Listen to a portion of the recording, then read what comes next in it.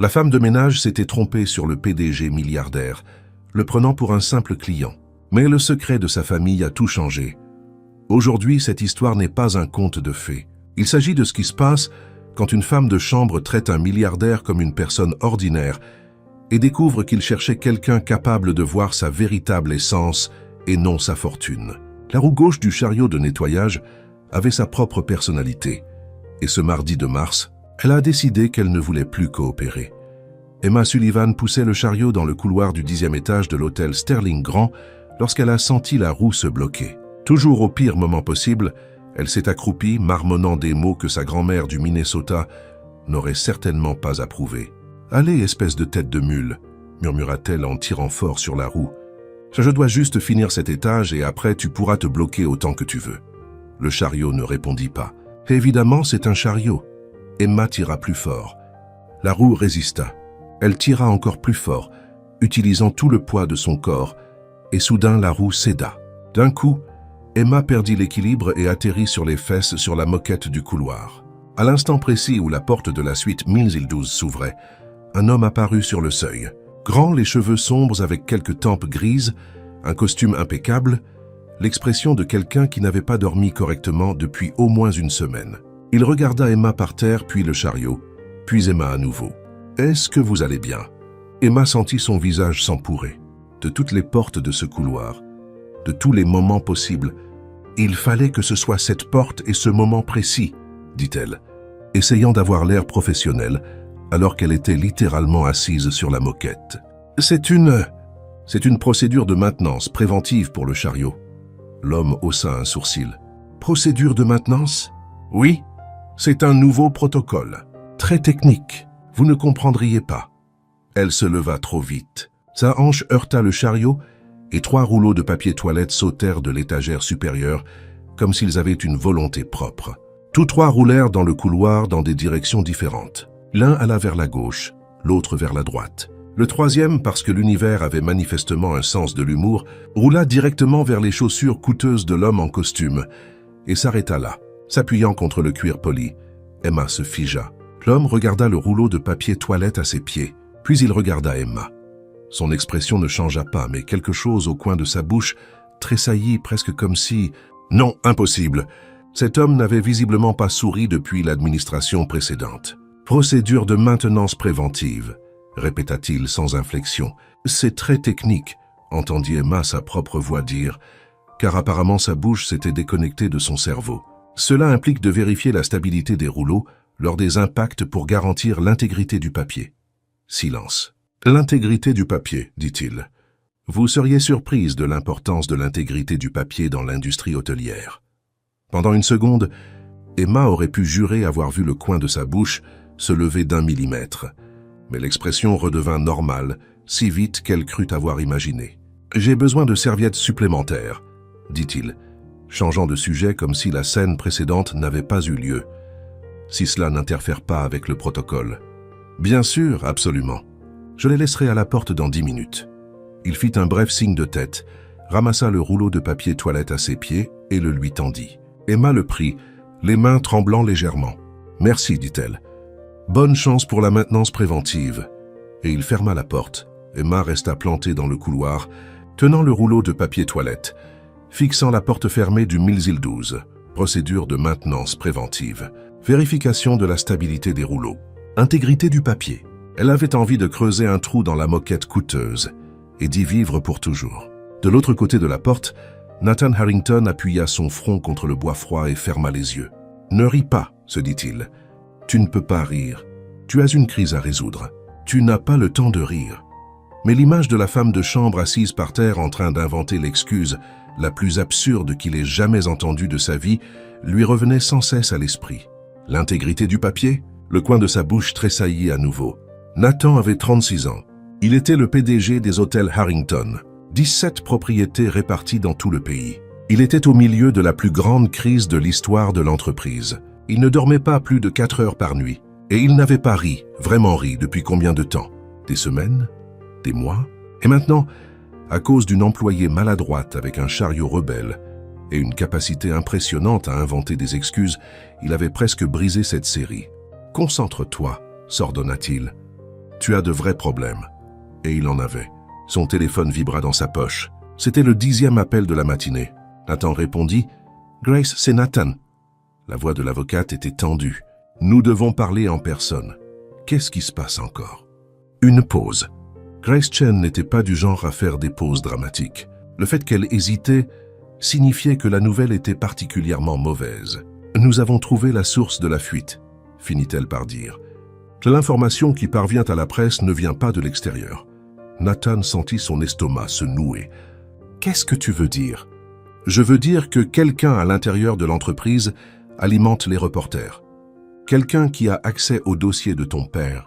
Quelqu'un qui sait exactement où chercher. » Nathan ferma à nouveau les yeux. La crise financière héritée de son père était déjà assez grave. Découvrir qu'il y avait des irrégularités dans les livres comptables avait été pire. Mais savoir que quelqu'un à l'intérieur essayait activement de détruire ce qui restait de la réputation familiale. « Qui ?» demanda-t-il. « Nous ne le savons pas encore, mais nous sommes proches. » Grace hésita encore. « Nathan, cette personne connaît des secrets que même toi tu ignores. Des choses que ton père a gardées cachées pendant des années. Tu dois te préparer. » « Me préparer à quoi ? À la possibilité que ton père n'était pas celui que tu pensais. » Nathan resta silencieux. Dehors, par la fenêtre, Chicago s'étendait en une mer de bâtiments et de possibilités. Il était venu dans cet hôtel, son propre hôtel, pour résoudre la crise loin des regards du conseil d'administration, pour avoir de l'espace pour réfléchir. Mais maintenant, il semblait que les problèmes l'avaient suivi. « Je descends, » dit-il à Grace. « Retrouve-moi au bureau dans 20 minutes. » Il raccrocha. Pendant un moment, il resta immobile dans la chambre silencieuse. La suite était trop grande pour une seule personne, trop élégante pour quelqu'un qui avait à peine le temps de remarquer la décoration. Il pensa brièvement à la femme de chambre dans le couloir, à la façon dont elle avait inventé cette histoire absurde sans ciller, à la conviction inébranlable avec laquelle elle avait défendu l'intégrité du papier. C'était étrange. C'était complètement insensé. Et c'était la chose la plus drôle dont Nathan avait été témoin depuis des mois. Il secoua la tête, chassant cette pensée. Il avait des problèmes plus importants que des employés maladroits. Il avait un héritage à sauver. Il avait un traître à trouver. Il avait un père à défendre, ou du moins sa mémoire. Nathan ajusta le nœud de sa cravate dans le miroir. Comme toujours, il finit légèrement de travers. Il n'arrivait jamais à réussir ce nœud. Il prit son téléphone, son portefeuille et ses documents et ouvrit la porte. Le couloir était vide maintenant.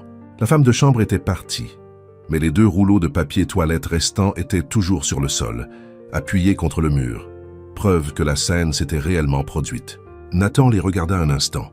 Puis, sans savoir exactement pourquoi il le faisait, il ramassa les 2 rouleaux, les replaça sur le chariot de nettoyage abandonné et partit résoudre les problèmes qui comptaient vraiment. 3 étages plus bas, dans le vestiaire des employés, Emma Sullivan était assise sur le banc en bois, fixant son reflet dans le miroir taché. « L'intégrité du papier », dit-elle à haute voix pour elle-même. « Tu as regardé un client dans les yeux et tu as dit « l'intégrité du papier ». Son reflet n'avait aucune réponse réconfortante à offrir. Son téléphone vibra. Un message de sa voisine. « Ton chat a encore envahi mon appartement. Cette fois, il a renversé ma fougère. Tu me dois une nouvelle fougère. » Emma soupira. Napoléon, bien sûr. Elle tapa une réponse rapide. « Désolé, Martha, j'apporterai une fougère demain. Il s'est encore échappé ?» La réponse arriva immédiatement. « Il ne s'échappe pas. Il conquiert. Ce chat pense qu'il possède tout l'immeuble. » Malgré tout, Emma sourit. Napoléon était un chat de 2 kilos, avec la personnalité d'un empereur romain. Le nom était ironique, mais de plus en plus approprié. Elle rangea son téléphone et regarda à nouveau le miroir. Le client de la chambre Ilse-12. Qui était-il? Il y avait quelque chose dans ses yeux. Ce n'était pas de l'arrogance. Emma connaissait l'arrogance. Elle avait nettoyé assez de chambres de gens arrogants pour la reconnaître. C'était plutôt de la lassitude. Une lassitude ancienne ancrée dans les os. Et ce presque sourire. Elle ne l'avait pas imaginé. Le coin de sa bouche avait définitivement tressailli. « Arrête d'être idiote », se dit-elle. C'est juste un client qui t'a vu tomber par terre et inventer l'excuse la plus pathétique de l'histoire de l'hôtellerie. Tu ne le reverras probablement jamais. Emma se leva, ajusta son uniforme et retourna au travail. Après tout, elle avait des serviettes supplémentaires à livrer à la chambre Ilse-12. Et cette fois, elle allait les laisser à la porte sans être vue, absolument sans être vue. 3 rencontres en 2 jours. Emma commençait à penser que l'univers se moquait d'elle. La première eut lieu dans l'ascenseur de service. Elle transportait un sac de linge de lit à la blanchisserie quand les portes s'ouvrirent au 10e étage et Nathan Harrington entra. Silence. Emma regarda le plafond, le sol, le sac de linge n'importe où sauf l'homme en costume debout à un demi-mètre d'elle. « Bonjour », dit-il. « Bonjour », répondit-elle, et sa voix sortit étrangement aiguë. « Matin, bon, je veux dire bonjour, ce que j'ai déjà dit 2 fois. » Nathan ne répondit pas, mais le coin de sa bouche fit encore ce mouvement. Ce petit tressaillement qui pouvait ou non être un sourire essayant de naître. Les portes s'ouvrirent au lobby. Emma s'échappa pratiquement en courant. La deuxième rencontre eut lieu dans le couloir près du restaurant de l'hôtel le lendemain. Emma passait avec son chariot, la roue coopérant pour la première fois de la semaine, quand Nathan apparut venant de la direction opposée. Ils essayèrent de s'écarter du même côté. Emma alla à gauche. Nathan alla à gauche. Emma corrigea vers la droite. Nathan corrigea vers la droite, et ils firent cette danse maladroite pendant au moins 4 tentatives, avant qu'Emma ne s'arrête simplement. « Après vous, monsieur », dit-elle en faisant un geste de la main. « Non, allez-y. J'insiste. J'insiste aussi. » Ils restèrent là à se regarder un instant. Emma sentit ses joues chauffer. « C'est statistiquement improbable, » dit-elle, car apparemment son cerveau avait décidé que le silence n'était pas une option. 4 tentatives. La probabilité de se déplacer du même côté 4 fois consécutives est de... Elle s'arrêta calculant. 15 sur 16, 6%. Nous sommes statistiquement malchanceux. Nathan haussa un sourcil. Vous avez calculé ça tout de suite? J'aime les chiffres, dit Emma, et elle le regretta immédiatement. Je veux dire, pas de manière obsessive, de manière normale, totalement normale. Silence. 16%, répéta Nathan. C'est un chiffre rond facile à calculer. Le presque sourire réapparut. Cette fois, Emma était sûre que ce n'était pas son imagination.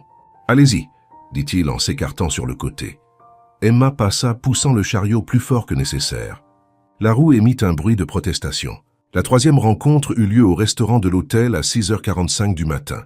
Emma était au comptoir pour prendre un café avant son service, quand elle remarqua que Nathan était assis à une table près de la fenêtre, seul avec un ordinateur portable ouvert, fixant l'écran comme si l'ordinateur avait personnellement offensé sa mère. Elle essaya de partir sans être remarquée. Elle était presque à la porte quand... Mademoiselle Sullivan. Emma se figea, se tourna lentement. « Comment connaissez-vous mon nom ?» Nathan désigna le badge sur son uniforme. Emma baissa les yeux. Bien sûr, le badge. « Est-ce que la procédure de maintenance préventive se passe bien ?» demanda-t-il. C'était une plaisanterie. Il faisait une plaisanterie. Le PDG, avec des cernes sous les yeux et un costume coûteux, faisait une plaisanterie sur sa chute dans le couloir. « Très bien, » dit Emma parce qu'elle ne trouvait rien de mieux. Aucun rouleau de papier toilette n'a été blessé depuis. Nathan hocha la tête comme s'il s'agissait d'une information capitale. « Asseyez-vous. » Ce n'était pas une question. Ce n'était pas non plus tout à fait un ordre. C'était quelque chose entre les deux, dit par quelqu'un qui n'avait manifestement pas l'habitude d'entendre non. Emma aurait dû refuser. Les employés ne s'asseyaient pas avec les clients. C'était contre au moins 3 règlements dont elle se souvenait. Elle s'assit. « Du café ?» proposa Nathan, désignant la cafetière sur la table. « J'en ai déjà. » Emma lui montra son gobelet isotherme. « Mais merci, silence. » Ce n'était pas inconfortable exactement. C'était plutôt dans l'attente, comme si tous deux attendèrent de voir qui parlerait le premier. Emma perdit. « Est-ce que vous habitez ici ?» demanda-t-elle, et elle le regretta immédiatement. « Désolé, c'était indiscret. Vous n'êtes pas obligé de répondre. C'est juste que vous êtes ici depuis 2 semaines dans la même chambre, et vous commandez le service d'étage chaque soir, et les plateaux reviennent à peine touchés. Et je remarque trop de choses sur un client que je ne connais même pas, ce qui est probablement inapproprié. » « Et temporairement, » l'interrompit Nathan. Emma s'arrêta en plein milieu de sa phrase. « Quoi ? Je vis ici temporairement. Des problèmes de travail. » Oh, un autre silence. Emma prit une gorgée de son café pour avoir quelque chose à faire de ses mains. « Vous avez mentionné un chat, » dit soudainement Nathan. Emma manqua de s'étouffer. « C'est vrai. Dans l'ascenseur hier, vous étiez au téléphone. » Emma essaya de se souvenir de l'ascenseur de service. Elle avait répondu à un appel de sa voisine, se plaignant de Napoléon en attendant le 7e étage. « Vous m'avez entendu au téléphone ? L'ascenseur est petit. Je sais, mais... Et vous parlez fort. Emma sentit son visage s'empourrer pour la 3e fois ce matin-là. Napoléon, dit-elle, parce qu'elle n'avait manifestement aucun filtre. Le chat, son nom est Napoléon. C'est ironique parce qu'il est très petit, mais il a des tendances impérialistes. Nathan ne dit rien. Il attendit simplement. Il ne reconnaît pas les frontières territoriales, continua Emma, car sa bouche avait décidé que c'était un sujet fascinant. Il a déjà envahi l'appartement de ma voisine 7 fois ce mois-ci. Il a renversé 2 fougères, un vase de fleurs et toute une collection de DVD de telenovelas mexicaines. La voisine est convaincue qu'il le fait exprès. C'est le cas? Probablement. Il a ce regard, vous savez, comme s'il planifiait sa prochaine conquête. Le presque sourire réapparut, plus marqué cette fois. Un colonisateur réincarné, dit Nathan. Emma rit avant de pouvoir s'en empêcher. Exactement ça. Ma voisine dit qu'il a besoin d'une thérapie. Je dis qu'il a besoin d'un empire à gouverner. Pendant un moment, ils restèrent assis en silence, mais c'était un silence différent maintenant, plus léger. Le téléphone de Nathan vibra sur la table. Il regarda l'écran et son expression changea instantanément. Toute la chaleur disparut de son visage, remplacée par quelque chose de dur et de fermé. « Je dois y aller, dit-il, déjà debout. »« Bien sûr, moi aussi. Mon service commence à... » Mais Nathan s'éloignait déjà. Téléphone pressé contre l'oreille, les épaules tendues. Emma le regarda partir. Quelque chose n'allait vraiment pas dans la vie de cet homme. Elle ne savait pas quoi, mais elle reconnaissait le poids sur le dos de quelqu'un quand il portait trop de secrets. Dans le bureau improvisé de l'étage exécutif, Grace Chen attendait avec un dossier plein de documents. « Nathan, dit-elle dès qu'il entra. Nous devons parler. Qu'est-ce qu'il y a encore ?» Grace posa les papiers sur la table. Photos, relevés bancaires, rapports. Nous avons confirmé qui divulgue des informations à la presse. Nathan prit les documents. Ses yeux parcoururent les pages. « Tu es sûr ?»« Absolument. » « Et il y a plus. » Grace hésita. L'information divulguée ne concerne pas seulement les irrégularités financières. Cela concerne ton père spécifiquement, des choses personnelles, des choses que même toi tu ignorais. Nathan la regarda. Quel genre de choses? Grace ne répondit pas immédiatement. Elle avait cette expression que Nathan connaissait bien, l'expression de quelqu'un sur le point de livrer une nouvelle qui allait tout changer. Nous avons trouvé des transferts mensuels, finit-elle par dire. Depuis 30 ans, vers un compte au nom d'une femme nommée Diane dans une ville appelée Millbrook. Nathan, elle marqua une pause. Je pense que ton père avait une vie dont personne n'était au courant. Nathan resta immobile, regardant les documents sans vraiment les voir. 30 ans. Son père avait caché quelque chose pendant 30 ans. Et maintenant, alors qu'il pensait que la crise ne pouvait pas être pire, les accusations étaient sur le point d'être rendues publiques. Tout l'héritage, toute la réputation, tout ce que Nathan avait travaillé à protéger était sur le point de s'effondrer. Emma avait développé une théorie sur le client du Mills Hill 12. En fait, elle avait développé plusieurs théories. C'est ce qui arrive quand on passe trop de temps à observer quelqu'un qui ne veut manifestement pas être observé. Théorie numéro 1. C'était un espion international déguisé en cadre supérieur. Cela expliquerait les cernes, le stress constant et le fait qu'il quittait à peine sa chambre. Théorie numéro 2. Il cachait quelque chose à la mafia.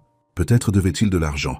Peut-être était-il un témoin protégé. Cela expliquerait pourquoi il vivait dans un hôtel, plutôt que dans un appartement normal. Théorie numéro 3. Et c'était la plus probable. C'était juste un homme d'affaires très riche avec des problèmes de riches, comme les impôts ou un divorce, ou les deux. Emma penchait pour la théorie 3, quand elle réalisa qu'elle se tenait dans le couloir du 10e étage, fixant la porte du Mills Hill 12 en tenant un plateau de café que personne n'avait commandé. « Qu'est-ce que tu fais ?» se demanda-t-elle. Bonne question. Elle n'avait pas de bonne réponse. Ces derniers jours, Emma avait commencé à remarquer des choses, de petites choses. Le genre de choses qu'une employée professionnelle ne devrait certainement pas remarquer chez un client. Comme le fait qu'il portait toujours une cravate, même à 7 heures du matin, mais que le nœud était toujours légèrement de travers, comme s'il essayait de bien faire et n'y arrivait jamais. Comme le fait que la lumière de la chambre restait allumée jusqu'après minuit. Elle le savait parce qu'elle avait pris l'habitude ridicule de regarder la fenêtre du 10e étage, en quittant son service de nuit. Comme le fait que les plateaux de nourriture revenaient à peine touchés. Le chef s'en était même plaint. Le gars du Mills Hill 12 mange comme un oiseau. Nathan Harrington était un homme entouré de gens, employés, serveurs, réceptionnistes, et pourtant complètement seul. Emma reconnaissait la solitude. Elle en avait l'expérience. Elle était si perdue dans ses pensées qu'elle ne remarqua pas quand la porte du Hillsville 12 s'ouvrit. « Cela fait 3 minutes que vous êtes là. » Emma manqua de lâcher le plateau. Nathan se tenait sur le seuil, sa veste jetée sur l'épaule, l'expression indéchiffrable. « Je ne... » « Non, mentit Emma très mal. Je vérifiais la propreté du couloir. » Nathan regarda le couloir. Il était impeccable. Bien sûr qu'il l'était. Emma l'avait personnellement nettoyé 2 heures plus tôt. « Avec un plateau de café ?» dit-il. « Cela fait partie du protocole de vérification. Le même protocole qui inclut la maintenance préventive du chariot. » Emma sentit son visage s'empourrer. C'est un protocole différent, plus avancé. Le coin de sa bouche tressaillit. Ce presque sourire qu'elle commençait à reconnaître. « Vous êtes une piètre menteuse, dit-il. »« Je sais, » admit Emma, car il était inutile de faire semblant. « C'est l'un de mes nombreux talents. » Nathan se tut un instant, étudiant son visage. Emma se sentait comme un échantillon de laboratoire. Qu'est-ce qu'il voyait? Une femme de chambre trop curieuse. Une employée qui ne respectait pas les limites professionnelles. Est-ce que le café était pour moi? Finit-il par demander. Emma regarda le plateau dans ses mains, comme si elle le voyait pour la première fois. Je crois que oui. En fait, je ne sais même pas pourquoi j'ai apporté ça. Vous n'avez pas commandé. J'ai juste... Elle s'arrêta, frustrée par sa propre incapacité à former des phrases cohérentes. J'ai remarqué que vous ne mangiez pas correctement, et j'ai pensé que peut-être... Je ne sais pas. Le café aide. Silence. Pendant une seconde horrible, Emma crut qu'il allait lui fermer la porte au nez ou pire, la dénoncer au RH pour harcèlement. Mais il s'écarta simplement. « Entrez !» Ce n'était pas un ordre, mais ce n'était pas non plus une invitation normale. C'était quelque chose entre les deux. Une décision prise contre son propre jugement. Emma entra. La suite était impersonnelle, trop organisée. Elle avait cette odeur d'hôtel 5 étoiles, une fraîcheur manufacturée et un anonymat luxueux. Pas de photos sur l'étagère, pas d'objets personnels en vue, juste des piles de documents sur le bureau et l'ordinateur portable éternellement ouvert. Emma posa le plateau sur la table basse. « Je peux vous demander quelque chose ?» dit-elle avant de pouvoir s'arrêter. Nathan haussa un sourcil. « Vous allez demander de toute façon ?»« Probablement, » admit-elle. « Est-ce que vous sortez parfois? Vous allez quelque part? Je travaille ici depuis 3 ans et je n'ai jamais vu un client aussi stationnaire. » Stationnaire, c'est un vrai mot. Cela veut dire qui ne bouge pas, comme un meuble ou une plante. Je sais ce que ça veut dire. Alors vous savez que vous ressemblez à un meuble élégant ou à une plante très chère. Le presque sourire réapparut. J'ai beaucoup de travail, dit Nathan, et il y avait quelque chose dans sa voix. De la lassitude peut-être, ou de la résignation. Un travail qui vous empêche de manger. Un travail qui coupe l'appétit? Emma hocha lentement la tête. Elle connaissait ce genre de travail. Sa grand-mère avait travaillé comme ça toute sa vie, jusqu'à ce que la maladie ne lui laisse plus le choix. Ma grand-mère disait toujours que les problèmes semblent plus petits après avoir mangé, dit-elle. Surtout s'il y a du bacon. Nathan resta silencieux pendant un long moment. Votre grand-mère semblait sage. Elle l'était, dit Emma. Elle est décédée il y a 4 ans. Elle m'a élevé seule après que mes parents. Enfin, c'est trop d'informations personnelles à partager avec un client. Désolé, je fais ça.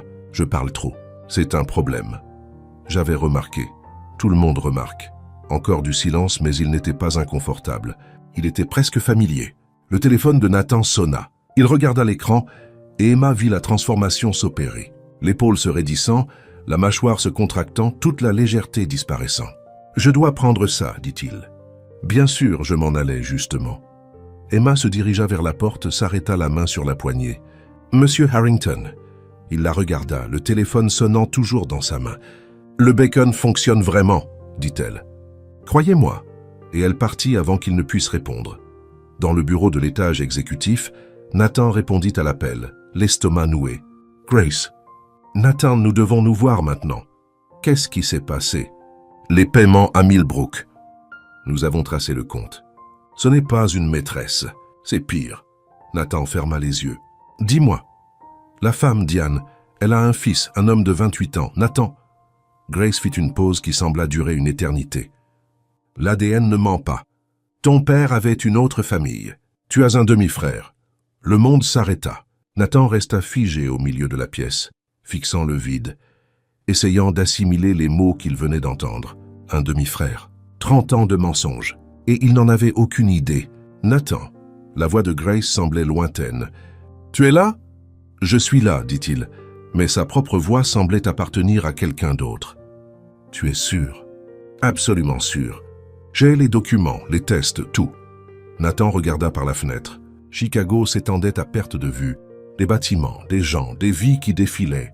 Et quelque part dans une ville nommée Millbrook, il y avait un homme qui était son frère. Un homme qu'il n'avait jamais rencontré. Un homme qui ne savait peut-être même pas qu'il existait. Son père avait gardé ce secret pendant 3 décennies. Quels autres secrets avait-il emportés dans sa tombe? Nathan raccrocha sans rien dire de plus. Sur la table basse, la tasse de café qu'Emma avait apportée refroidissait lentement. Il n'y avait même pas touché. Heure du matin. Le restaurant de l'hôtel était presque vide. Juste quelques clients matinaux et un serveur bâillant discrètement près du poste de café. Emma ne devrait pas être là. Son service ne commençait qu'à 8 heures. Mais elle s'était réveillée à 5 heures avec Napoléon marchant sur son visage, réclamant de l'attention comme le petit dictateur qu'il était. Et elle n'avait pas pu se rendormir. Alors elle était là, assise à une table dans un coin avec une tasse de café déjà refroidie 2 fois et un croissant qu'elle faisait semblant de manger. Elle ne s'attendait pas à voir Nathan. Mais quand il apparut à l'entrée du restaurant à 7h12, Emma sentit son estomac faire un bond qui n'avait rien à voir avec le café. Il la remarqua. Pendant une seconde, Emma crut qu'il allait faire demi-tour et partir. Mais alors quelque chose dans son expression changea, une décision prise, et il marcha vers elle. « Puis-je » désigna-t-il la chaise vide. « C'est un pays libre », dit Emma et elle le regretta immédiatement. « Je veux dire, oui, bien sûr, asseyez-vous. » Nathan s'assit. Il avait l'air différent aujourd'hui, plus fatigué que d'habitude si c'était possible.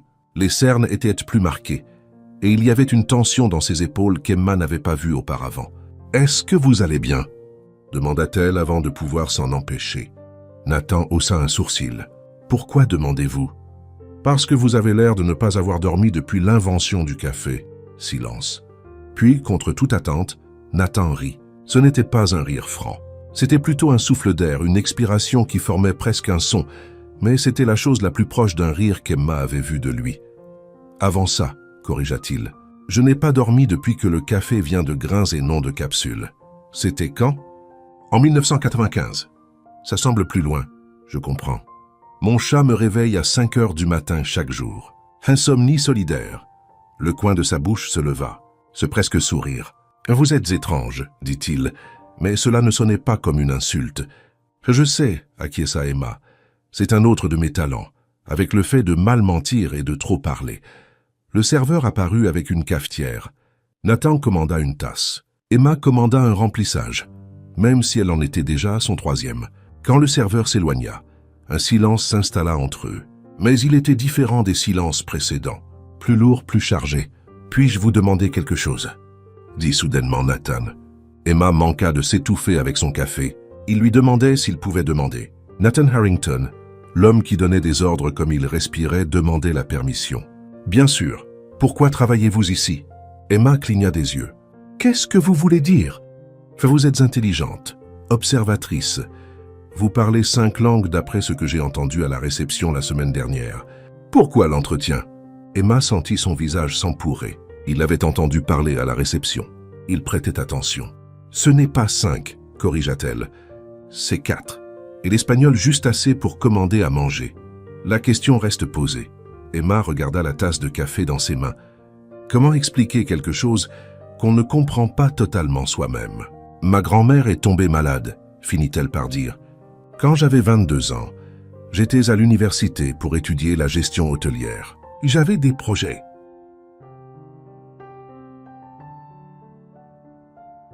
J'allais ouvrir une auberge à la campagne. Vous savez, un petit endroit chaleureux avec des petits déjeuners faits maison et des chats dans le jardin. Elle marqua une pause. Nathan ne dit rien. Il attendit simplement. Mais ma grand-mère est tombée malade. Et les projets sur 5 ans sont devenus des projets sur 1 an. Puis sur 1 mois. Puis elle est partie. Et j'avais 26 ans.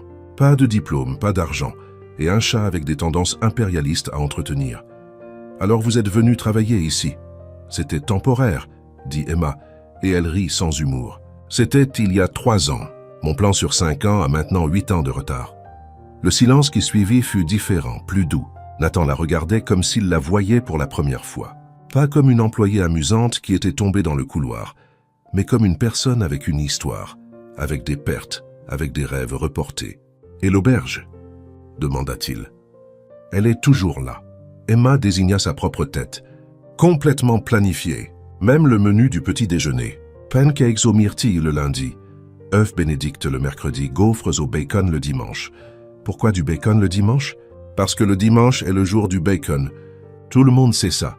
Le presque sourire réapparut, plus prononcé maintenant. « Et vous » demanda Emma avant de perdre courage. « Pourquoi vivez-vous dans un hôtel? Je veux dire, je sais que ce sont des problèmes de travail, mais... » Elle laissa sa phrase en suspens. Nathan resta silencieux un long moment.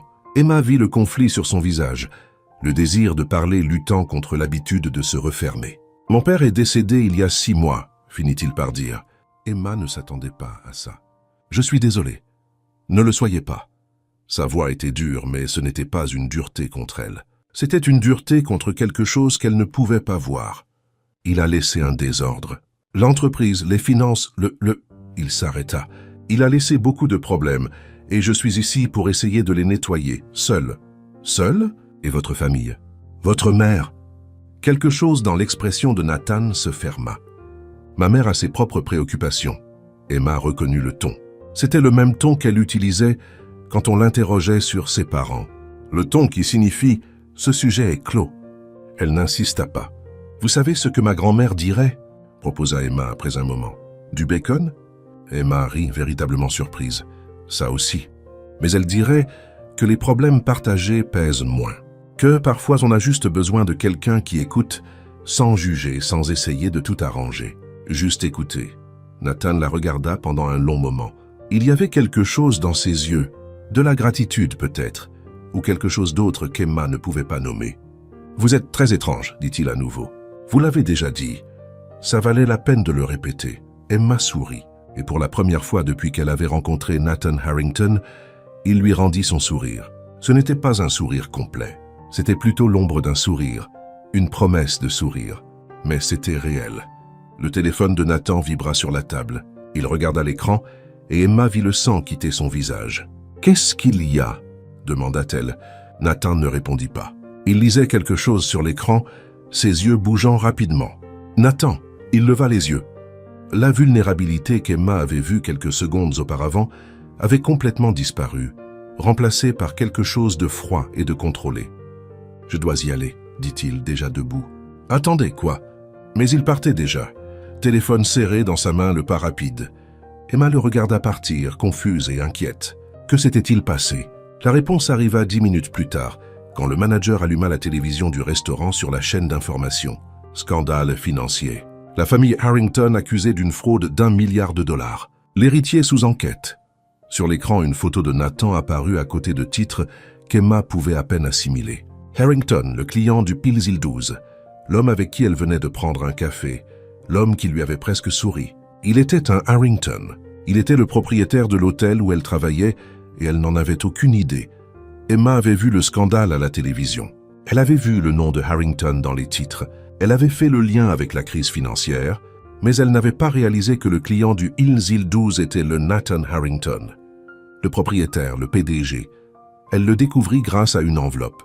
C'était le lendemain du petit déjeuner. Emma nettoyait le 10e étage, évitant le Pils 12 autant que possible, quand elle la vit. Une enveloppe blanche sur le sol du couloir près de la porte du Pils 12. Elle était probablement tombée quand quelqu'un avait apporté le courrier. Emma se pencha pour la ramasser et lut le nom. Nathan Harrington, PDG, Harrington Hotels. Harrington comme l'hôtel, comme les titres. Emma resta figée dans le couloir, tenant l'enveloppe, son cerveau essayant de traiter ce que ses yeux voyaient. Le client du Pils 12 n'était pas n'importe quel client. C'était le propriétaire. C'était le Nathan Harrington. Et elle avait passé des semaines à trop parler, à lui raconter l'histoire de son chat impérialiste, de ses projets d'auberge, du bacon le dimanche. Elle avait apporté du café sans qu'on lui demande. Elle l'avait traité de meuble élégant. Elle avait dit qu'il avait l'air de n'avoir pas dormi depuis l'invention du café. Emma sentit son estomac se nouer. Elle savait qu'elle devrait juste remettre l'enveloppe par terre et prétendre ne l'avoir jamais vue. Mais ses doigts saisissaient déjà son téléphone. Ouvraient déjà le navigateur, tapaient déjà le nom, Nathan Harrington. Les résultats apparurent instantanément. Des photos de Nathan lors d'événements de gala dans un costume impeccable. Nathan recevant des prix d'affaires. Nathan en couverture de magazines de finance. Nathan à côté d'une femme blonde d'une beauté époustouflante. Nathan Harrington et Victoria Chase, le couple d'or de Chicago. Emma cliqua sur la photo. La légende disait Nathan Harrington avec sa fiancée d'alors, Victoria Chase, lors d'un gala de charité. Ex-fiancée apparemment. Mais quand même, Emma continua de regarder. Plus de photos de Victoria Chase. Victoria sur des podiums, Victoria dans des campagnes de marques de luxe. Victoria avec 6 millions d'abonnés sur les réseaux sociaux. 6 millions. Emma en avait 83. Et elle ne savait même pas qui étaient 30 d'entre eux. Elle continua de regarder. Les titres les plus récents concernaient tous le scandale. L'Empire Harrington sous enquête. Le PDG nie la fraude de son père. La famille milliardaire fait face à sa plus grande crise depuis des décennies. Milliardaire. Emma ferma son téléphone. L'homme qu'elle avait appelé une plante coûteuse était un milliardaire. L'homme à qui elle avait déballé toute sa vie, la grand-mère malade, les projets reportés, le chat conquérant, possédait 17 hôtels et était l'ex-fiancé d'un mannequin aux 6 millions d'abonnés. Et il n'avait rien dit. Emma ne savait pas si elle était plus surprise ou plus furieuse. Probablement les deux. Certainement les deux. Elle glissa l'enveloppe sous la porte du Illes 12 avec plus de force que nécessaire et retourna à son chariot de nettoyage. La roue se bloqua immédiatement, parce que bien sûr elle le fit. « Je n'arrive pas à y croire », marmonna Emma à la roue. « De tous les clients de cet hôtel, il a fallu que je m'intéresse au milliardaire, au propriétaire, à l'homme qui pense probablement que je suis une employée pathétique avec un chat ridicule. » La roue ne répondit pas, mais Emma aurait pu jurer qu'elle avait l'air de la juger. « Napoléon n'est pas ridicule », continua-t-elle, car apparemment elle parlait maintenant au matériel de nettoyage. « C'est un conquérant. C'est différent. » Silence. « Et je ne m'intéresse pas à lui », ajouta Emma. « J'étais juste polie. Les employés sont polis avec les clients. C'est le boulot. » Encore du silence. « Arrête de me regarder comme ça, » dit-elle à la roue. La roue resta bloquée. Emma passa le reste de son service à éviter le 10e étage, ce qui n'était pas facile, étant donné que c'était son étage assigné. Mais elle échangea avec un collègue, prétextant des problèmes gastro-intestinaux. L'excuse universelle que personne ne remettait en question. Dans le vestiaire après son service, Emma fit ce que toute personne mûre et émotionnellement stable ferait. Elle traqua l'ex-fiancé de Nathan pendant 2 heures. Victoria Chase était tout ce qu'Emma n'était pas. Grande là où Emma était de taille moyenne, élégante là où Emma trébuchait. Photographiée lors de galas, là où Emma était photographiée un balai à la main. Et les commentaires, mon Dieu, les commentaires. Victoria est la plus belle femme de Chicago. La perfection sous forme humaine. Comment peut-on être si belle et si riche? Emma ferma l'application quand elle réalisa qu'elle commençait à comparer ses propres publications à des photos de Napoléon dans des poses embarrassantes et des mèmes sur le café, avec les séances photos professionnelles de Victoria. « C'est ridicule », dit-elle à Napoléon qui était allongé sur l'ordinateur portable. « Je ne l'aime même pas. Passe comme ça. C'est juste un client. » Napoléon cligna de l'œil une fois lentement, comme le font les chats quand ils pensent que vous mentez. « Arrête de me juger, dit Emma. Tu es un chat. Tu passes toute la journée à dormir et à envahir l'appartement de Martha. Tu n'as aucune autorité morale pour juger qui que ce soit. » Napoléon bâilla. « Exactement, » dit Emma comme s'il était d'accord. Elle ferma l'ordinateur et alla dans la cuisine se faire un sandwich. Alors qu'elle mangeait sans vraiment en sentir le goût, son téléphone sonna. Un message de son superviseur. « Heure sup demain, 10e étage, payé double. » Emma regarda le message pendant un long moment.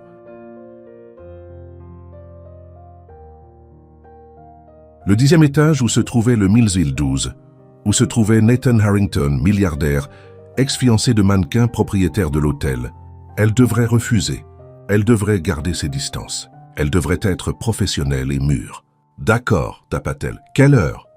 Parce qu'apparemment, elle était aussi intelligente que sa roue de chariot. Pendant ce temps, à l'autre bout de la ville, Nathan Harrington était assis dans le bureau de l'étage exécutif, regardant un couloir vide sur les caméras de sécurité. Ce n'était pas un comportement de harceleur, se disait-il. C'était juste une vérification de sécurité, une procédure standard. Mais ses yeux revenaient sans cesse au même endroit, le coin du 10e étage où Emma apparaissait d'habitude, poussant ce chariot à la roue défectueuse, marmonnant toute seule, trébuchant sur des surfaces parfaitement planes. Aujourd'hui, le couloir était vide.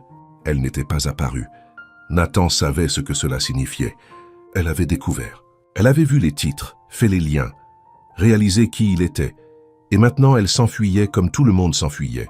Il éteignit l'écran et retourna aux documents sur le bureau. La crise n'attendait pas. Les problèmes de son père n'allaient pas disparaître. Le demi-frère et Millbrook existaient toujours. Et la seule personne à qui Nathan avait réussi à parler vraiment ces dernières semaines venait de s'évanouir. C'est ainsi que cela devait être, se dit-il. C'était plus simple ainsi, plus sûr. Mais quand Grace entra avec d'autres mauvaises nouvelles, toujours plus de mauvaises nouvelles, Nathan réalisa qu'il regardait la porte, attendant quelqu'un qui n'allait probablement pas apparaître. Semaine. 15 jours d'esquive calculée, de changements d'horaire et d'excuses créatives. Emma avait développé tout un système. Arriver tôt, partir tôt, échanger les services quand le 10e étage était au programme, utiliser les escaliers de service au lieu de l'ascenseur, déjeuner dans le vestiaire plutôt qu'à la cafétéria. C'était épuisant, c'était enfantin, et cela fonctionnait parfaitement jusqu'au mot.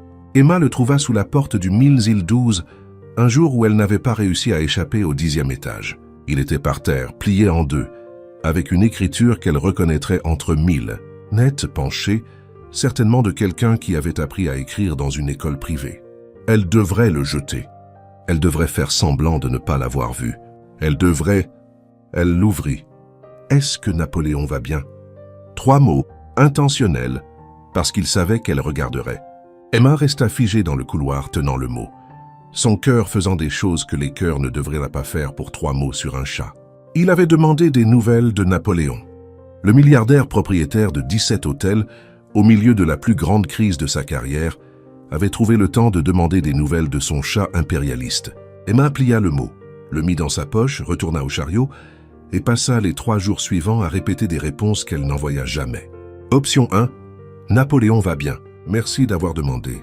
S'il vous plaît, ne me parlez plus jamais. Trop agressif. Option 2.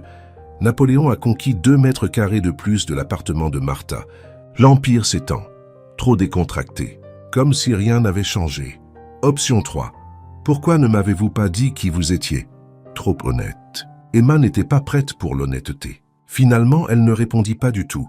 Elle jeta le mot dans le tiroir de la commode, avec les factures impayées et les élastiques à cheveux, et décida que le silence était une réponse parfaitement valable. Napoléon n'était pas d'accord. « Tu es bizarre », lui dit Emma alors qu'il s'asseyait devant le tiroir, comme s'il savait exactement ce qu'il y avait dedans. « Et je ne vais pas répondre.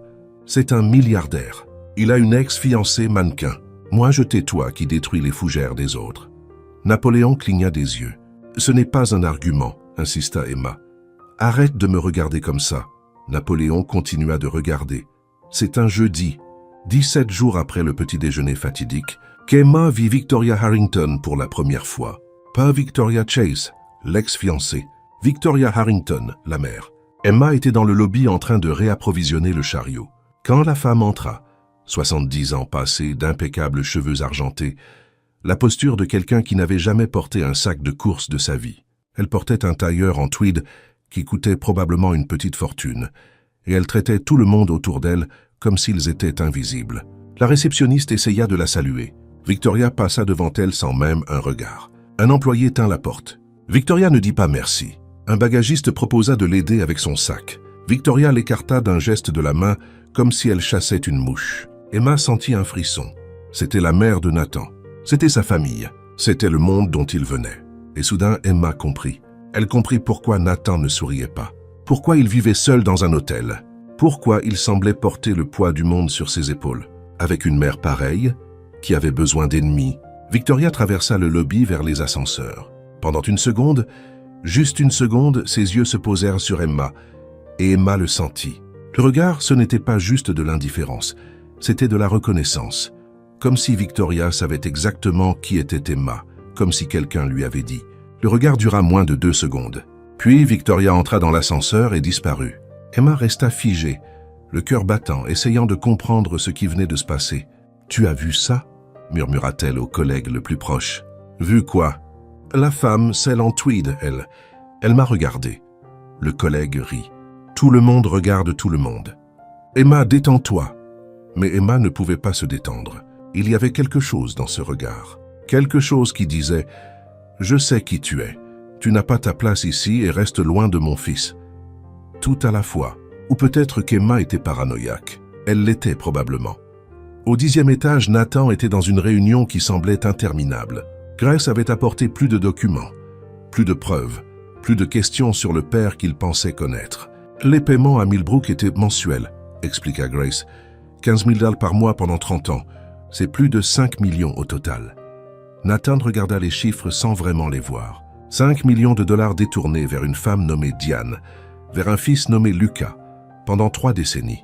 Pendant ce temps, sa mère avait vécu dans l'ignorance. Ou peut-être pas. Peut-être que Victoria avait toujours su.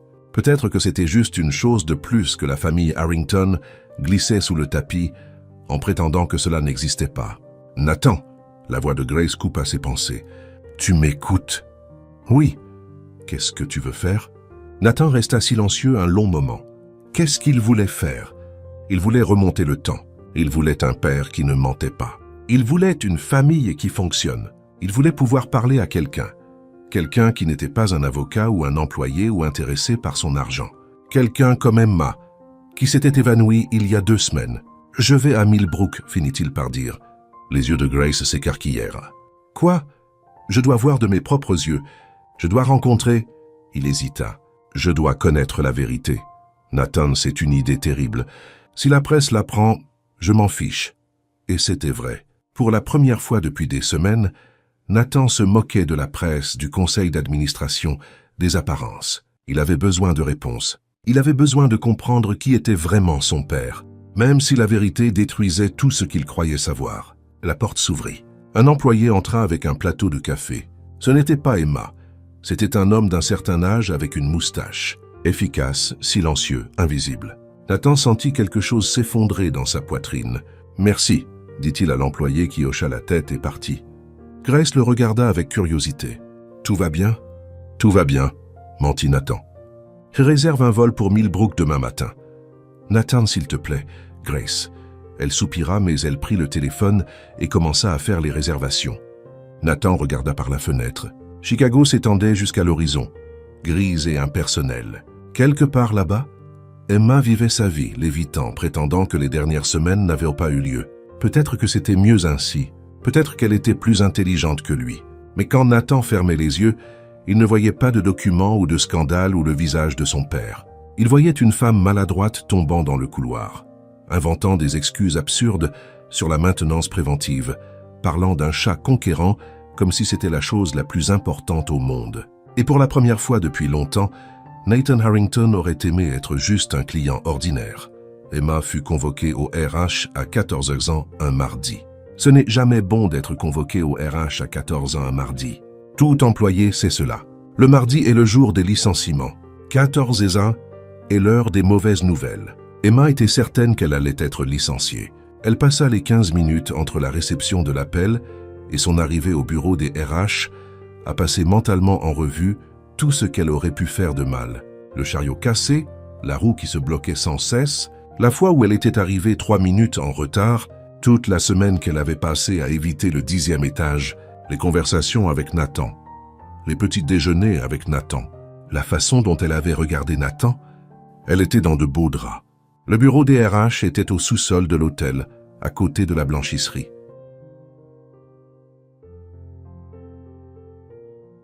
C'était une pièce sans fenêtre avec des murs beiges et un éclairage d'hôpital, le genre d'endroit où les rêves allaient être enterrés. Le responsable des RH, un homme nommé Henderson qui semblait en permanence mal à l'aise, était assis derrière le bureau et à côté de lui, dans une chaise qui semblait absurdement chère, se tenait Victoria Harrington. Emma se figea sur le seuil. « Entrez, mademoiselle Sullivan », dit Henderson. Sa voix était étrangement aiguë, nerveuse. « Fermez la porte, s'il vous plaît. » Emma entra, ferma la porte, s'assit sur la chaise qu'ils lui désignèrent et attendit. Victoria la regarda de la même manière qu'elle l'avait regardée dans le lobby, comme si Emma était un insecte, particulièrement irritant. « Mademoiselle Sullivan », commença Henderson en feuilletant des papiers, « nous avons reçu une plainte formelle concernant votre comportement. » L'estomac d'Emma se noua. « Une plainte ?» De la part de Madame Harrington, Henderson fit un geste vers Victoria. « Elle allègue que vous avez harcelé son fils, Monsieur Nathan Harrington. » Emma cligna des yeux. « Harcelé ?» Victoria prit la parole pour la première fois. Sa voix était comme de la glace brisée, élégante et tranchante. « Vous savez exactement de quoi je parle, ma chère. Les visites non sollicitées dans la chambre de mon fils, les conversations inappropriées, le comportement... » Elle marqua une pause, comme si le mot suivant était particulièrement déplaisant. « Comportement suggestif. » Emma sentit le sang lui monter au visage. « Ce n'est pas vrai. »« Non, je n'ai jamais. »« Je n'ai pas. » Emma prit une profonde inspiration en essayant de se contrôler. « Monsieur Harrington et moi avons parlé quelquefois en tant qu'employés et clients. Je n'ai jamais rien fait d'inapproprié. » Victoria sourit. C'était le genre de sourire qui n'atteignait pas les yeux. « Vous avez apporté du café dans sa chambre sans sollicitation. Vous êtes entré seul dans sa chambre. Vous l'avez suivi partout dans l'hôtel. Je ne l'ai pas suivi. Vous étiez au restaurant à 7 heures du matin, le même jour que lui. Je prenais mon café avant mon service, dans le même restaurant au même moment. Par coïncidence, Emma avait envie de hurler, de s'expliquer, de dire que Nathan l'avait invitée à s'asseoir, qu'il l'avait interrogée sur ses projets, qu'il lui avait presque souri, comme si cela signifiait quelque chose. Mais elle regarda Henderson, manifestement terrifiée, voulant manifestement mettre fin à cette réunion le plus vite possible, et réalisa que peu importait ce qu'elle disait. Victoria Harrington voulait qu'elle soit licenciée, et Victoria Harrington obtenait toujours ce qu'elle voulait. « Je comprends », dit Emma, et elle détesta la façon dont sa voix tremblait. « Et que se passe-t-il maintenant? Suis-je licencié ?»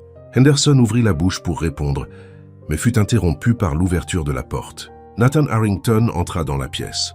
Il avait l'air différent. Ses yeux étaient plus durs, sa mâchoire plus tendue. Il portait un costume sombre qui le rendait encore plus intimidant que d'habitude. « Mère, dit-il, et les mots sonnaient comme un avertissement. « Qu'est-ce que tu fais ?» Victoria ne sia pas. « Je résous un problème. »« Quel problème ?» Cet employé, Victoria fit un geste vers Emma, s'est comporté de manière inappropriée. J'informais simplement le département des ressources humaines. Nathan regarda Emma une seconde. Leurs regards se croisèrent et Emma vit quelque chose là. De l'inquiétude peut-être, ou de la colère. C'était dur à dire. Puis il regarda Henderson. « Y a-t-il une plainte formelle enregistrée contre Mademoiselle Sullivan ?» Henderson déglutit difficilement. « Eh bien, Madame Harrington a fait une plainte verbale. »« Verbale » répéta Nathan. « Pas écrite, pas documentée. »« Non, monsieur, mais... Et est-ce que moi, en tant que client censément harcelé, j'ai déposé une plainte ?»« Non, monsieur. » Nathan hocha lentement la tête. « Alors il me semble qu'il n'y a aucune base pour cette réunion. Mademoiselle Sullivan est une employée exemplaire. Je n'ai jamais eu de problème avec elle. Si ma mère, il regarda Victoria, a des inquiétudes concernant ma vie personnelle, elle peut en discuter avec moi en privé et non en impliquant des employés innocents. » Le silence qui suivit fut absolu. Victoria se leva. Son expression ne changea pas, mais quelque chose dans ses yeux se durcit. « Nous parlerons de cela, dit-elle à Nathan. « Nous en parlerons, acquiesça Nathan. Mais pas ici. » Victoria partit sans un regard en arrière. Henderson avait l'air de vouloir disparaître dans sa propre chaise. « Mademoiselle Sullivan, dit-il rapidement, vous pouvez retourner au travail. Désolé pour le dérangement. » Emma hocha la tête, incapable de parler. Elle se leva, alla vers la porte. « Mademoiselle Sullivan ?» C'était Nathan. Emma s'arrêta, la main sur la poignée. « Je suis désolé, dit-il, pour tout cela. » Emma le regarda. Elle voulait dire beaucoup de choses. Elle voulait demander pourquoi il ne lui avait pas dit qui il était. Elle voulait savoir ce qui s'était passé entre eux. Elle voulait comprendre. Mais tout ce qu'elle réussit à dire fut « merci ». Et elle partit. Dans le vestiaire 10 minutes plus tard, Emma Sullivan pleura. Pas beaucoup, pas bruyamment. Juste quelques larmes silencieuses qu'elle essuya avec la manche de son uniforme avant que quiconque ne puisse la voir. Ce n'était pas de la tristesse, c'était tout le reste. La tension des dernières semaines. La peur de perdre son travail. L'humiliation d'être traitée de suggestive par une femme qui traitait les employés comme des objets. La confusion de voir Nathan la défendre. C'était trop. c'était trop compliqué. Elle n'appartenait pas à ce monde. Elle n'y avait jamais appartenu. Nathan Harrington était un milliardaire, héritier d'un empire, la cible de scandales nationaux. Et elle était une femme de chambre avec un chat impérialiste et un rêve d'auberge qui ne se réaliserait probablement jamais. Quel avenir pouvait-il y avoir là? Emma sécha ses yeux, ajusta son uniforme, se regarda dans le miroir taché. « Tu es professionnelle, dit-elle à son reflet. Tu es compétente. Tu n'as pas besoin de milliardaires compliqués dans ta vie. » Le reflet n'avait pas l'air convaincu. « Arrête de me juger, marmonna Emma. Tu es pire que Napoléon. » Et elle retourna au travail. Parce que c'est ce que faisaient les gens comme elle. Ils retournaient au travail, quoi qu'il arrive. Millbrook était le genre de ville qui semblait s'être arrêtée dans le temps. De vieilles maisons avec des clôtures blanches, des arbres ombrageant des rues étroites, un café au coin de la rue avec une enseigne aux néons clignotantes. Le genre d'endroit où tout le monde connaissait tout le monde et où les nouvelles étaient la principale forme de divertissement. Nathan gara la voiture de location devant une maison modeste sur une rue appelée Maple Avenue. C'était une maison bien entretenue, peinture fraîche, jardin tondu, des fleurs sur le rebord de la fenêtre, et c'était l'endroit où son père avait maintenu une seconde vie pendant 30 ans. Nathan resta assis dans la voiture un long moment, les mains sur le volant, essayant de trouver le courage de sortir. Il ne savait pas à quoi s'attendre. Une femme en colère, une maison pleine de photos de son père, des preuves de décennies de mensonges accumulés dans chaque coin. Mais il n'était pas préparé à ce qu'il trouva. La porte s'ouvrit avant qu'il ne frappe. Une femme apparut sur le seuil, des cheveux grisonnants ramassés en un chignon lâche, des yeux bruns qui semblaient avoir trop vu, des mains qui tremblaient légèrement. « Vous devez être Nathan, dit-elle. Ce n'était pas une question. Oui. Comment avez-vous... » Vous lui ressemblez tellement, dit-elle simplement. Entrez. Je pense que nous avons beaucoup à nous dire. Elle s'appelait Diane. Elle avait 55 ans. Elle avait travaillé comme infirmière à l'hôpital local pendant 3 décennies. Et oui, elle avait aimé le père de Nathan depuis plus longtemps que Nathan n'était au monde. Je savais qu'il était marié, dit Diane, versant du café dans la petite cuisine chaleureuse. Dès le début, je n'étais pas naïve, mais Elle marqua une pause, cherchant les mots justes. Il était différent avec moi, ou du moins je le pensais. Nathan tenait la tasse de café sans boire. Il ne pouvait pas. « Pourquoi ne vous a-t-il jamais rien dit ?»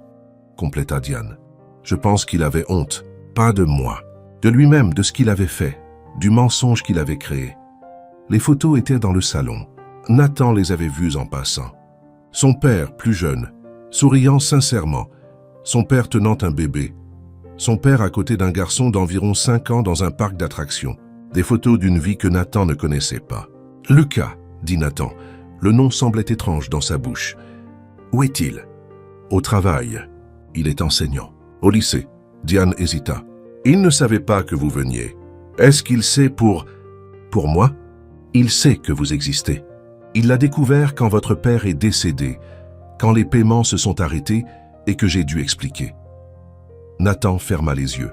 Les paiements. 15 000 $ par mois. C'est ainsi que son père avait gardé les 2 vies séparées, avec de l'argent, achetant le silence, achetant la distance. Je n'ai jamais demandé cet argent, dit Diane comme si elle lisait ses pensées. Mais votre père a insisté. Il disait que c'était le moins qu'il puisse faire, que Lucas méritait d'avoir tout ce que vous aviez. Et c'était le cas? Diane rit sans humour. Regardez autour de vous, Nathan. Est-ce que cela ressemble à 17 hôtels pour vous? Ce n'était pas le cas. C'était une maison de 2 chambres, avec des meubles d'occasion et un jardin qui avait besoin d'entretien. C'était la maison d'une infirmière qui faisait des doubles services pour payer les factures. « Je ne suis pas venu ici pour parler d'argent, » dit Nathan. « Je suis venu parce que j'ai besoin de comprendre. » Comprendre quoi? Qui était vraiment mon père? Diane resta silencieuse pendant un long moment. « Votre père, finit-elle par dire, était un homme qui voulait 2 vies et ne pouvait en choisir aucune. Il aimait votre mère à sa façon. Il m'aimait à ma façon.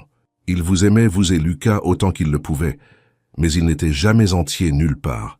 Il n'appartenait jamais complètement à personne. » Nathan sentit quelque chose se serrer dans sa poitrine. C'était la description la plus précise de son père qu'il ait jamais entendue, et elle venait d'une femme qui, théoriquement, devrait le détester. « Vous n'êtes pas en colère, dit Nathan. Ce n'était pas une question. Je l'ai été, admit Diane, pendant des années, Mais la colère devient fatigante, Nathan. Et au final, la seule personne qu'elle détruit, c'est soi-même. La porte d'entrée s'ouvrit. Nathan se tourna. Un homme entra, à peu près son âge, mais avec quelque chose de différent. Les yeux étaient les mêmes, les yeux de son père. La forme du visage, la façon dont il fronçait les sourcils, c'était comme regarder dans un miroir déformé. « Maman, dit l'homme, à qui est-ce la voiture sur le… » Il s'arrêta, regarda Nathan, et quelque chose dans son expression changea. « Lucas, dit doucement Diane, c'est Nathan, ton frère. » Silence. Lucas regarda Nathan. Nathan regarda Lucas. 30 ans de secret suspendus dans l'air entre eux. « Je sais qui il est, » dit Lucas. Sa voix était contrôlée, mais il y avait quelque chose dessous. De la colère peut-être, ou de la douleur. J'ai vu les photos dans les journaux. Le scandale du papa riche. Lucas, commença Diane. Non, maman. Lucas regarda Nathan directement. Qu'est-ce que tu veux ici? Tu es venu voir comment vivent les pauvres? Prendre des photos pour l'album de famille?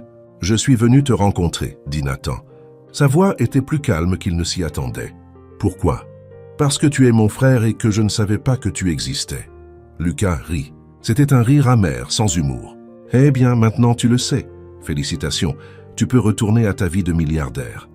Lucas, redit Diane plus fermement. Non, Lucas secoua la tête. J'ai passé 28 ans à être son secret honteux. Le fils qu'il a caché. L'erreur qu'il payait pour faire disparaître. Et maintenant le prince héritier se pointe en voulant faire la paix. Comme si c'était si simple. Nathan déglutit. Je sais que ce n'est pas simple. Tu ne sais rien. Je sais que mon père m'a menti à moi aussi. Je sais que j'ai passé toute ma vie à penser que je le connaissais, alors que ce n'était pas le cas. Je sais que tu as tout à fait le droit de me détester, même si je n'ai rien fait de mal.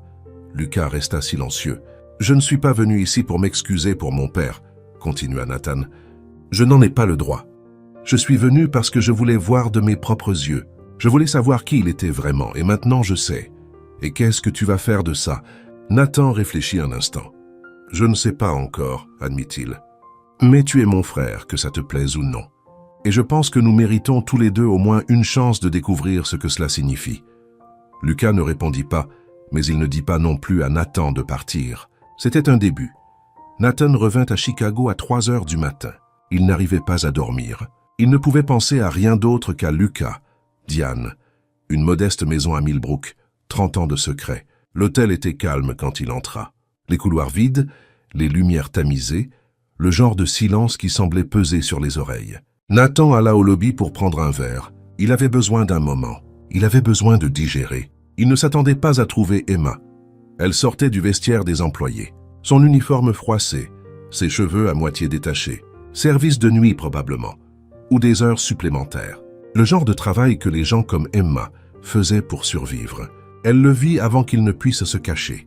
Leurs regards se croisèrent. Emma s'arrêta, le regarda. Et Nathan vit le moment exact où elle réalisa que quelque chose n'allait pas du tout. « Nathan », dit-elle, « pas Monsieur Harrington, juste Nathan. » Et ce simple son nom dans sa voix, fut suffisant pour briser quelque chose en lui. « J'ai découvert », dit-il.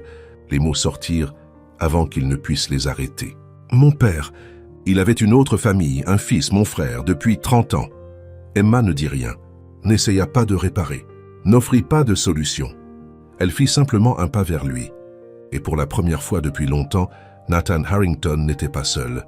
« Vous ne pouvez pas rester ici. » Emma disait cela en regardant Nathan dans le bar du lobby vide à 3h15 du matin, sachant parfaitement qu'elle allait ignorer ses propres paroles. « Si quelqu'un vous voit comme ça, continua-t-elle, les journalistes, l'équipe de sécurité, n'importe qui avec un téléphone… » Nathan ne répondit pas. Il était assis sur l'un des canapés en cuir, sa veste jetée sur le côté, sa cravate desserrée.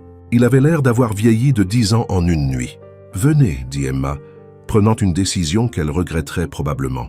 « Je connais un endroit. » L'endroit était le toit de l'hôtel. Techniquement, les employés n'y avaient pas accès. Techniquement, c'était réservé aux événements privés et aux clients de l'étage exécutif. Techniquement, Emma pourrait être licenciée juste pour être là. Mais elle avait découvert la porte déverrouillée 2 ans auparavant lors d'un épisode d'anxiété après un service particulièrement difficile. Et depuis, c'était son refuge secret. « Attention à la marche !» dit-elle en guidant Nathan dans les escaliers de service. Nathan hocha la tête en silence. Emma monta la première. Elle poussa la porte du toit. L'air froid de Chicago la frappa immédiatement. Mars avait encore un goût d'hiver dans la ville. « Attendez, dit-elle. Laissez-moi. » Emma recula pour tenir la porte à Nathan et elle trébucha sur rien. Littéralement rien. Le sol était parfaitement plat. Mais ses pieds décidèrent que c'était le moment idéal pour une défaillance de coordination.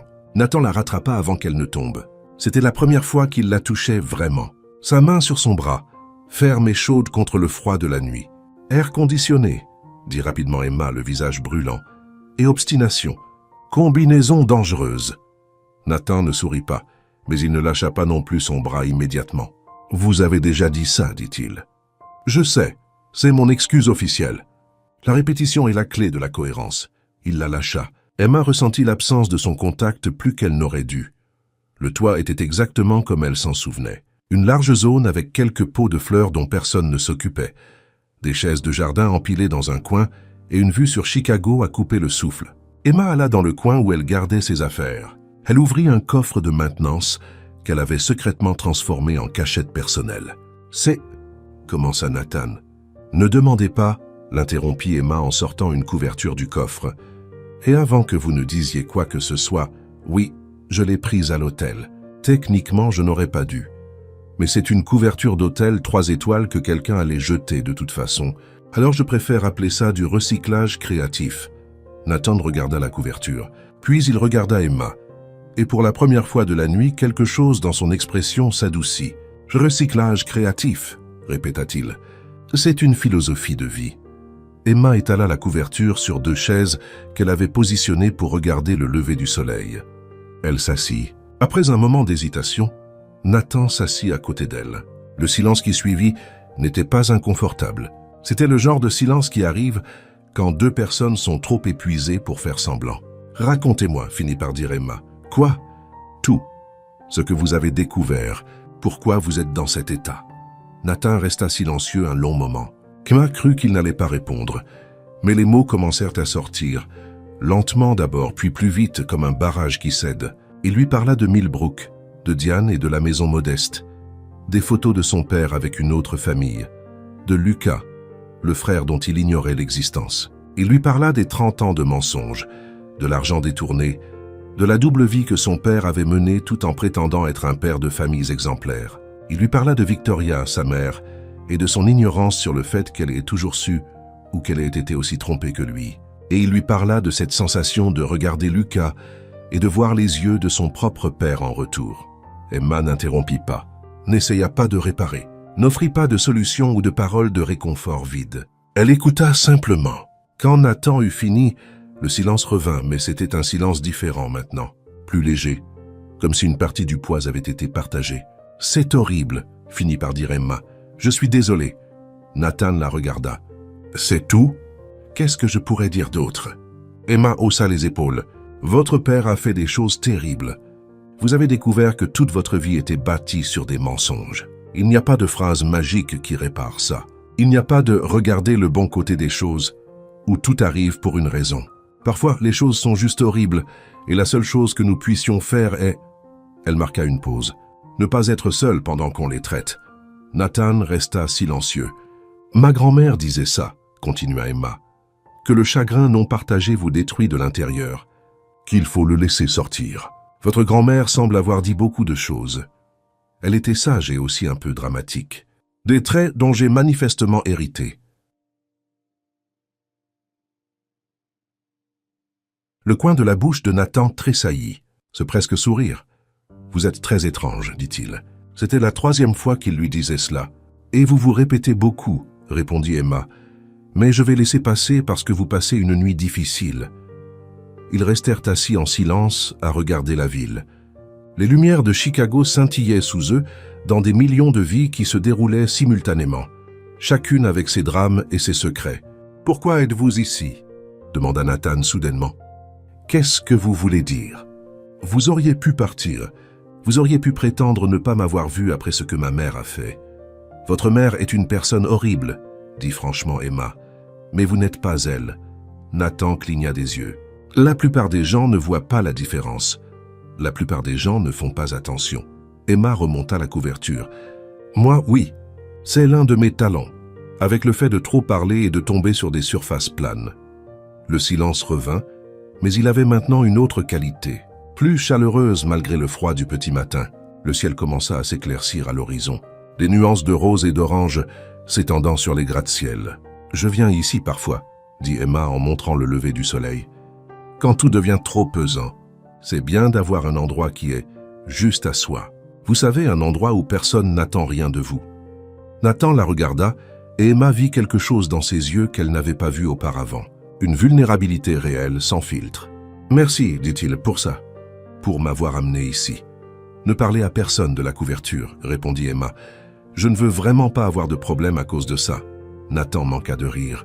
Ce ne fut pas tout à fait un rire complet, mais c'était plus que tout ce qu'Emma avait obtenu de lui auparavant. Ils restèrent assis en silence, regardant le soleil se lever sur Chicago. À un moment donné, sans qu'Emma réalise exactement quand, les doigts de Nathan trouvèrent les siens sous la couverture. Elle ne retira pas sa main, et quand le soleil perça enfin l'horizon, baignant tout d'une lumière dorée, Emma serra sa main pendant un long moment. Puis elle se leva. « Je dois y aller, dit-elle.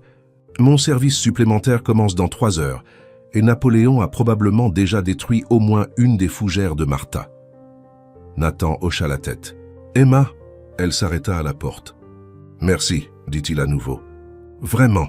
Emma sourit. « Quand vous aurez besoin d'une autre couverture volée et d'un moment de lever de soleil, vous savez où me trouver. » Et elle partit, laissant Nathan seul sur le toit. Mais il ne se sentait pas seul. Pour la première fois depuis longtemps, Nathan retourna à Millbrook 3 jours plus tard. Cette fois, il appela à l'avance pour prévenir de sa venue. Il s'était préparé à l'éventualité que Lucas ne veuille pas le voir. Ce qu'il n'avait pas prévu, c'était que Lucas lui ferme la porte au nez, littéralement. Nathan était en train de dire « Salut, je suis venu pour… » quand la porte en bois se ferma à quelques centimètres de son nez. Il resta sur le perron, clignant des yeux devant la porte close. De l'intérieur de la maison, il entendit la voix de Diane. Lucas, c'était impoli. Et la réponse de Lucas, c'est un milliardaire. Il peut s'acheter des manières s'il en veut. Nathan attendit 1 minute, 2 minutes, 3. La porte se rouvrit. Cette fois, Lucas apparut avec une expression qui disait « Je ne voulais pas le faire. Mais ma mère m'a forcé. Elle dit que je dois au moins écouter ce que tu as à dire. » dit Lucas. « Tu as 5 minutes. » Je suis venu pour faire ce qui est juste. Lucas croisa les bras. Ce qui serait de te reconnaître officiellement comme l'héritier de notre père. Le silence qui suivit fut absolu. Lucas cligna des yeux. Quoi? Tu es son fils, dit Nathan. Cela signifie que tu as un droit sur l'héritage, sur le nom, sur tout ce que notre père a laissé. Je ne veux pas de son argent. Je sais, mais il ne s'agit pas de vouloir. Il s'agit de ce qui est juste. Lucas resta silencieux un long moment. Quelque chose dans son expression changea. Pas beaucoup, mais assez pour que Nathan le remarque. « Pourquoi fais-tu ça ?» finit par demander Lucas. Sa voix avait perdu de son agressivité. « Parce que mon père t'a caché pendant 30 ans. Parce qu'il t'a traité comme un secret honteux et parce que tu mérites plus que ça. Tu vas perdre la moitié de ta fortune.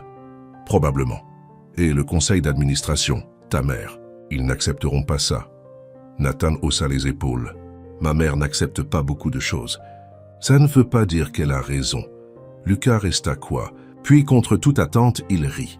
C'était un rire court, plus de surprise que d'humour. « Tu es étrange, dit-il. » Nathan sourit presque. « Quelqu'un me l'a déjà dit récemment. » Lucas hésita, puis s'écarta. « Entre, dit-il. Ma mère a fait du café et apparemment je dois être civilisé. » Heure plus tard, Nathan était assis dans la cuisine de Diane, buvant son 3e café de la journée, écoutant Lucas plaisanter sur le fait d'être le fils pauvre dans une telenovela mexicaine. « Imaginez, disait Lucas en gesticulant avec sa tasse.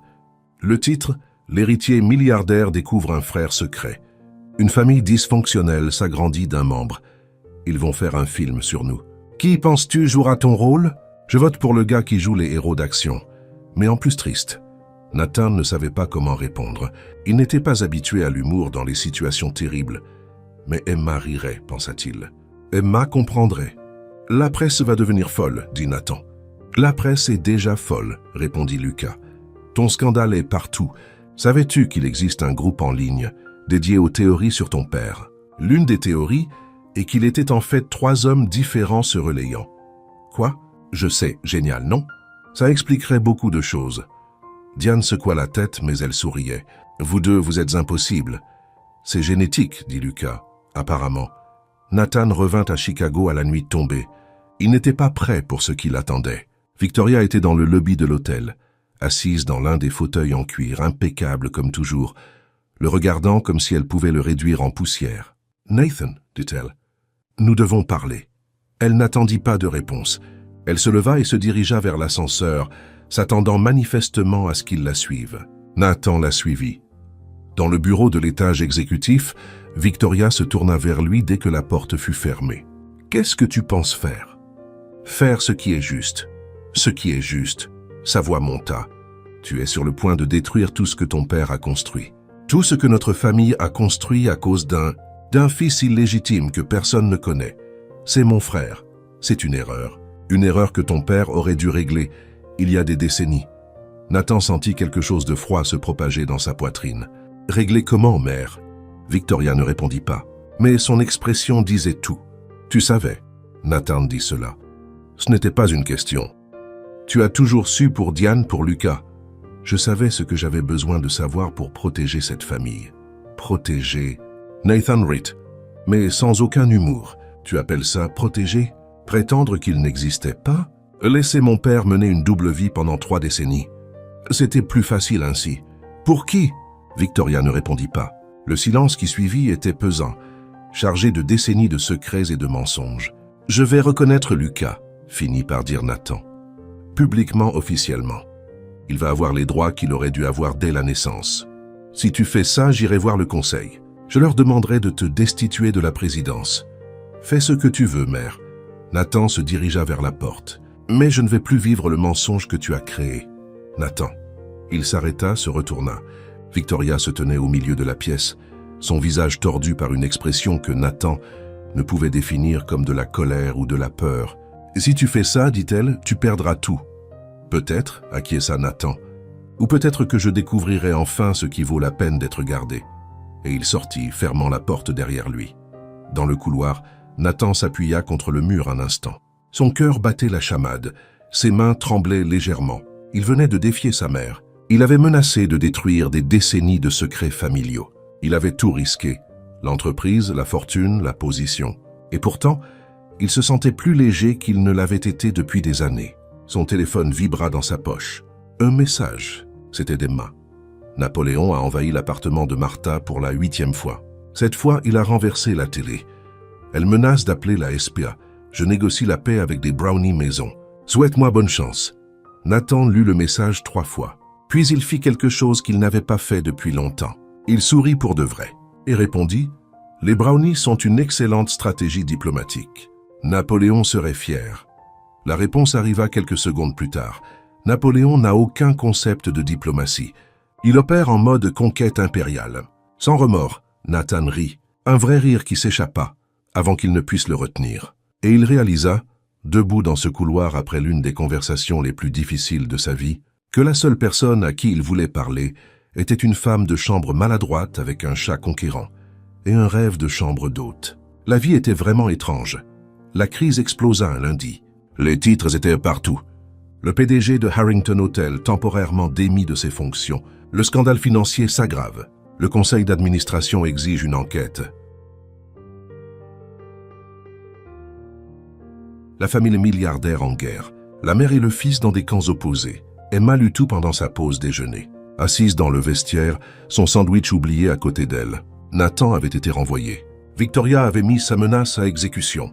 Et maintenant, l'homme qu'Emma avait vu sur le toit à 3 heures du matin, vulnérable, brisé, plus humain qu'un milliardaire n'en a le droit, était au cœur de la tempête. Elle pensa à envoyer un message, pensa à demander s'il allait bien, pensa à dire quelque chose, n'importe quoi. Mais que dit-on à quelqu'un qui est en train de tout perdre? Alors Emma fit ce qu'elle faisait toujours quand elle ne savait pas quoi faire. Elle retourna au travail. La chambre 1112 était vide quand elle passa devant. Le panneau « Ne pas déranger » avait disparu. Les bagages aussi. Nathan était parti. Emma sentit quelque chose se serrer dans sa poitrine. Ce n'était pas une surprise. Il était évident qu'il ne resterait pas dans un hôtel qui ne lui appartenait plus techniquement. Mais son absence dans le couloir semblait anormale, comme s'il manquait quelque chose. Elle finit son service en mode automatique, nettoyant les chambres, réapprovisionnant les chariots, souriant aux clients, prétendant que tout était normal. À 18 h, quand elle quitta enfin l'hôtel, Emma alla à la boulangerie du coin pour acheter un croissant au chocolat dont elle n'avait certainement pas besoin, mais que son âme réclamait. Mais ce qu'elle ne vit pas, c'était Nathan qui l'observait.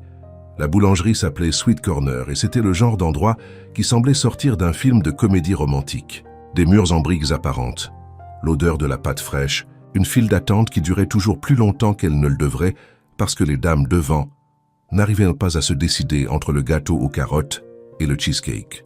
Emma était au milieu de la file, regardant son téléphone sans vraiment le voir quand elle entendit la voix. « Emma !» Elle leva les yeux. Nathan se tenait à la porte de la boulangerie. Il avait l'air différent.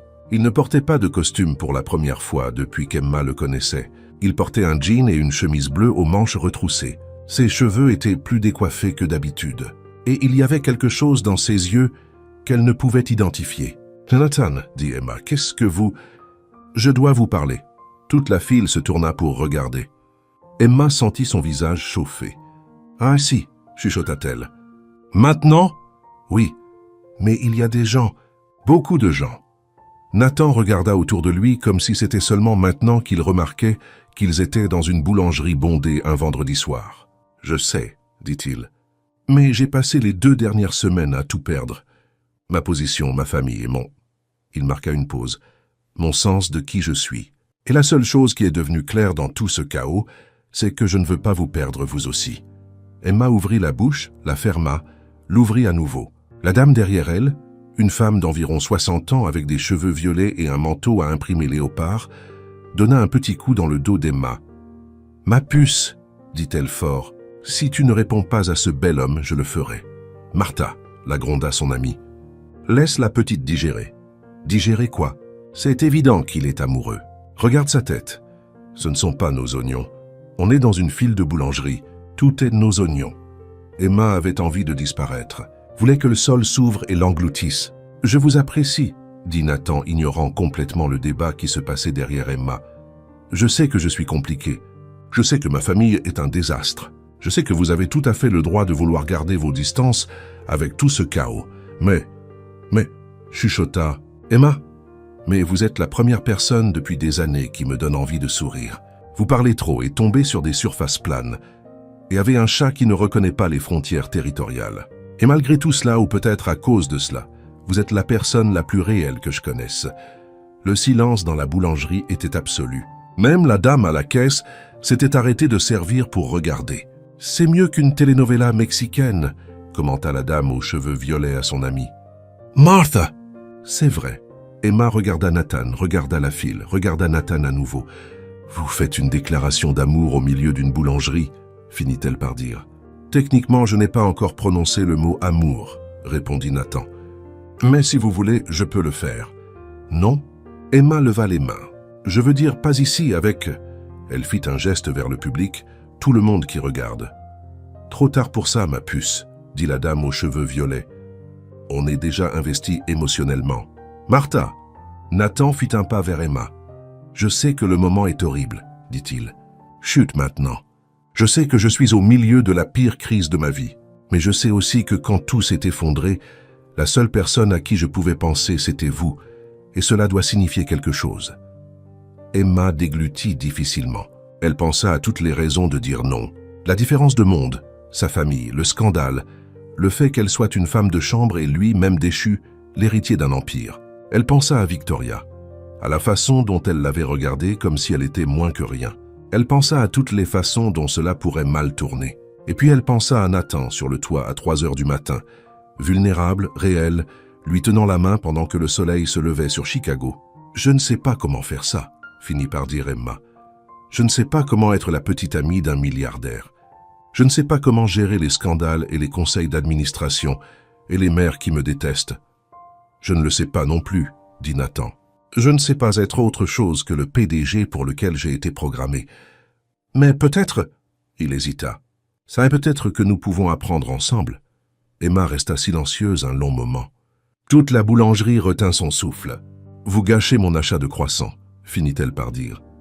Nathan cligna des yeux. « Quoi ?» Je suis venu ici pour acheter un croissant au chocolat. C'est tout ce que je voulais. Un moment simple après une journée difficile. Et maintenant, vous êtes là à être tout. » Elle fit un geste vague. « Ceci et je n'arrive même plus à penser au croissant. » Le coin de la bouche de Nathan tressaillit. « C'est un oui ?»« C'est un j'ai besoin de réfléchir, » dit Emma. « Mais c'est aussi un je ne dis pas non. C'est un c'est trop à assimiler au milieu d'une boulangerie, avec un public qui n'a manifestement aucune limite. »« J'ai entendu ça, » protesta la dame aux cheveux violets. « Tant mieux, » répondit Emma. Nathan souriait maintenant, un vrai sourire complet qui transformait totalement son visage. « Alors, dit-il, puis-je vous appeler ?»« Vous pouvez m'appeler, » confirma Emma. « Mais maintenant, je vais acheter mon croissant et vous allez quitter cette boulangerie avant que quelqu'un ne filme ça et ne le mette sur Internet. » Nathan hocha la tête. Il se dirigea vers la porte, s'arrêta, se retourna. « Emma ?»« Oui ?»« Merci de ne pas avoir dit non. » Et il partit. La boulangerie explosa de commentaires. « C'était la chose la plus romantique que j'ai jamais vue. Tu aurais dû dire oui tout de suite. » Qui était cet homme? « Ma puce, tu sais qu'il est riche, n'est-ce pas? J'avais vu la montre. » Emma ignora tout le monde. Elle alla au comptoir, commanda son croissant au chocolat, et seulement quand elle fut dehors, seule sur le trottoir, elle s'autorisa à sourire. Elle n'avait pas dit oui, mais elle n'avait pas dit non non plus. Et pour l'instant, c'était suffisant.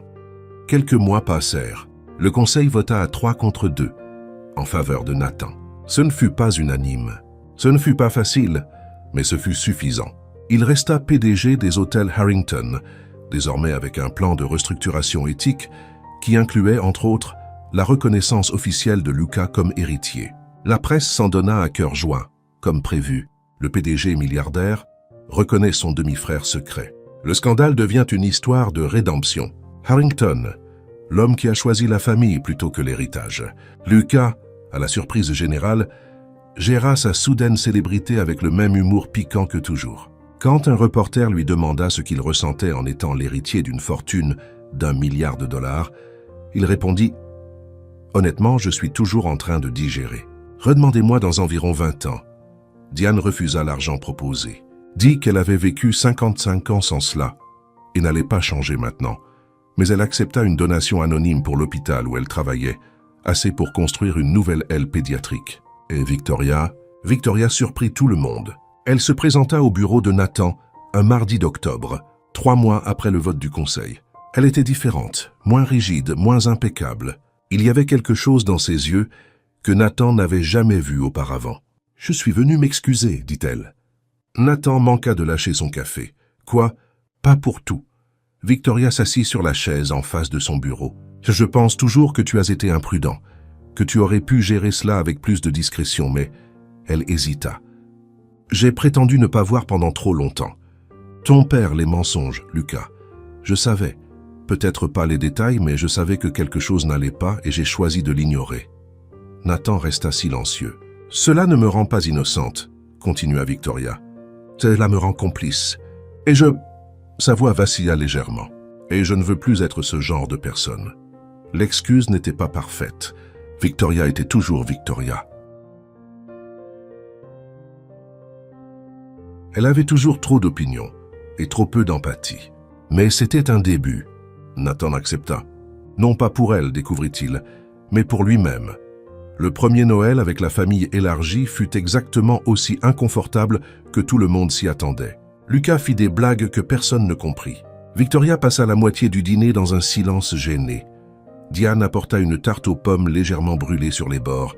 Nathan ne savait pas où s'asseoir. Et Emma? Emma arriva en retard parce que Napoléon s'était échappé pour la 3e fois de la semaine et elle avait passé 40 minutes à le chercher dans l'immeuble. Et il était dans l'appartement de Martha, dit-elle en entrant dans la salle à manger, les cheveux en bataille et les joues rouges de froid. Il dormait sur la nouvelle télé, celle qu'il a renversée la dernière fois. C'est comme s'il laissait un message. Lucas fut le premier à rire. Puis Diane, puis contre toute attente, Victoria. Et Nathan regarda Emma, maladroite, en retard, parlant trop du chat comme toujours, et réalisa que c'était le moment le plus réel que sa famille ait eu en des décennies. Ce n'était pas parfait, mais c'était réel. Et le réel était plus que ce qu'il n'avait jamais espéré. Le projet pilote d'hôtel-boutique fut en fait l'idée de Grace. « Vous avez besoin de quelque chose de positif pour la presse, » dit-elle lors d'une réunion stratégique, quelque chose qui montre que les hôtels Harrington changent, investissent dans des communautés plus petites, qu'humanisent la marque. Nathan pensa immédiatement à Emma, un petit endroit chaleureux avec des petits déjeuners faits maison et des chats dans le jardin. « J'ai quelqu'un, dit-il, quelqu'un qui sait exactement ce dont ce projet a besoin. » C'est ainsi qu'Emma Sullivan, ancienne femme de chambre au Sterling Grand Hotel, devint directrice de l'hospitalité pour le nouveau programme d'hôtel-boutique des hôtels Harrington. « C'est, dit Emma quand Nathan lui annonça, « vous me donnez un travail parce que nous sommes ensemble. » « Je vous donne un travail parce que vous êtes la personne la plus qualifiée que je connaisse, » répondit Nathan.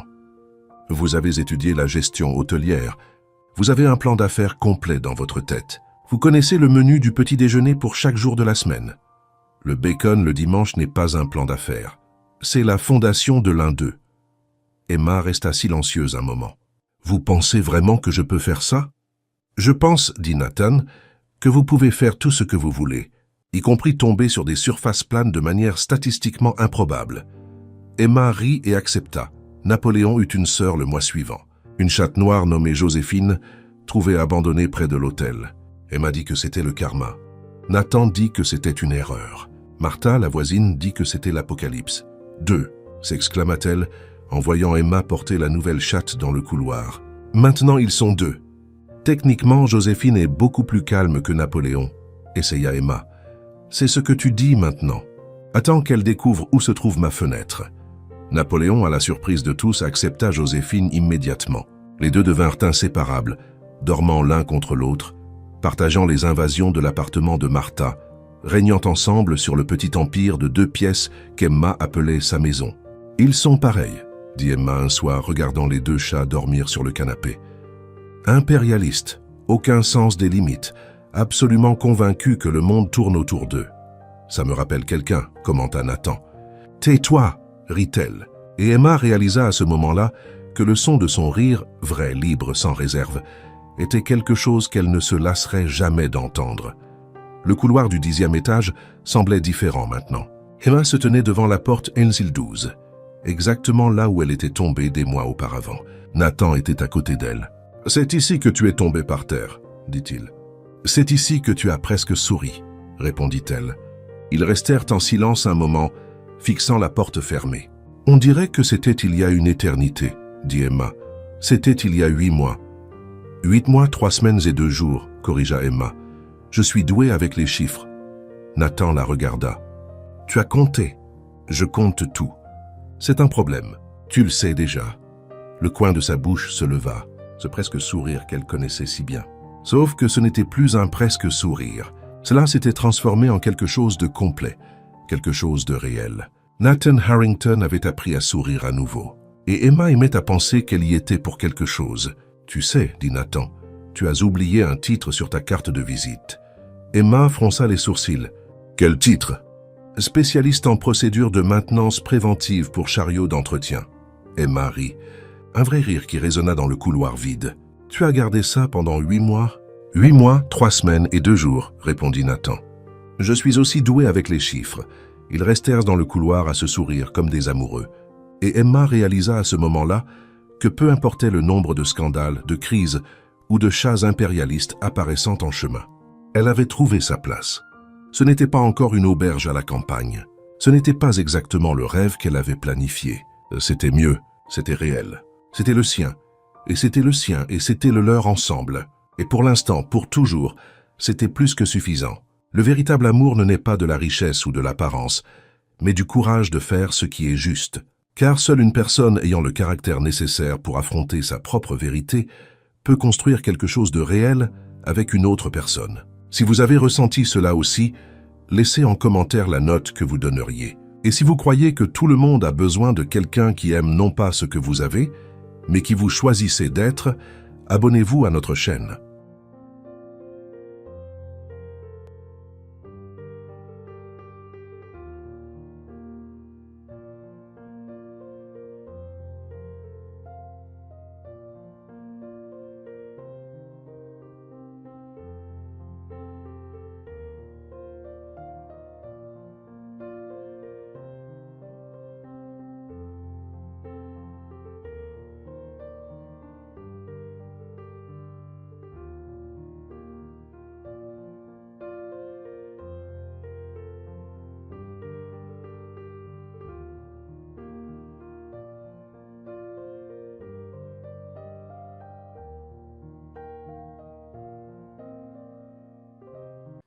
Everything's fine.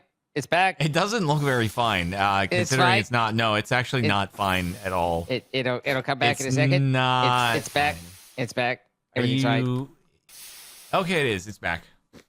It's fine. It just takes a second for it to reinitialize. Uh-huh.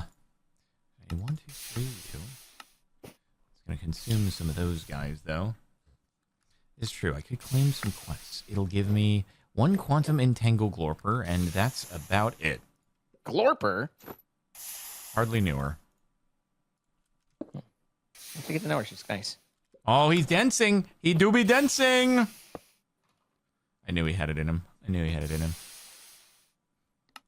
All right, so then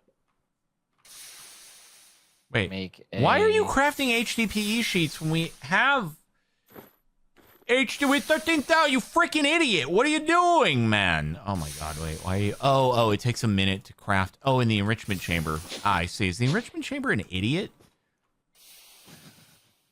Why is the enrichment chamber an idiot? Why are you so slow? What's this wireless kit situation?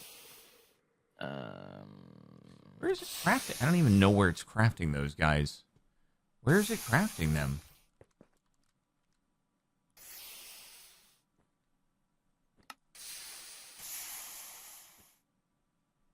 My wireless setup kit. There you go. Okay, we got those. All right, so I Now, need a what do you- singularity, a 2 iron, a calci, and whatever the hell that thing is. I'm so confused right now. HDPE, why are you fricked up? Why are you fricked up? Are you not happening here? You are. But you're stupid. You seem confused. I am. Oh. Well, makes sense then. Is this thing not able to do like auto? So it should be able to go into multiple inventory slots in the enrichment chambers. It's just kind of being an idiot. Why wouldn't it be? Why can't it utilize multiple slots?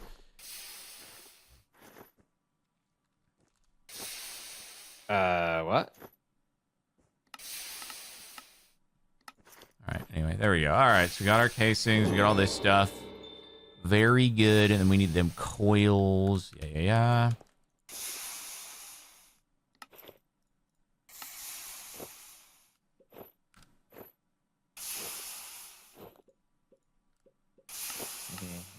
Okay, and then the wireless, which I have it here. Okay, and then doop. Okay, this guy. And then I can be like, All right. So here's let's the do Earth. it here. Let's do this guy here. All right. Let's see if I can remember the thing. So I can remember how it do and how it be. Believe it's like this guy here. And then it goes like that. And then you go like this. You go boom, boom.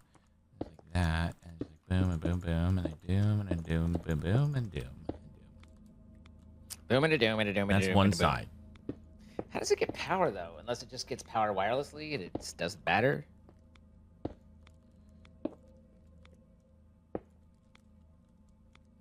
All right, I need you. Oh, you're doing that. Okay. There's I am doing this. some amount of chance that I might blow up the reactor here. Why